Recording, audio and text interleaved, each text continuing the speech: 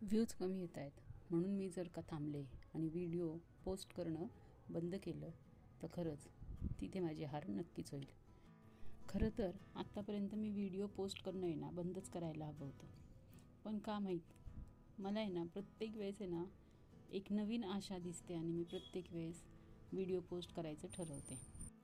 पण शूट करणं मी आजपर्यंत बंद केलेलं नाही आहे. हां, आता प्रत्येक वेळेस हातात कॅमेरा घेऊन प्रत्येक गोष्ट शूट करणं मला शक्य होत नाही एवढंच. पण ज्या पद्धतीने मी व्हिडिओज तयार करते आहे, एडिट करते आहे, मग आहे तर करा पोस्ट असं होतंच आणि मी करते. आता त्या व्हिडिओजला व्ह्यूज येत नाही म्हणून मी आजपर्यंत थांबलेली नाही आहे. कधी ना कधी व्ह्यूज येतीलच, बास एवढंच मला माहीत आहे. आणि आज असा व्हिडिओ बनवायचं कारण आहे ना एकच आहे की सुरुवात नवीन नाही आहे, पण नव्या पद्धतीने नक्कीच आहे.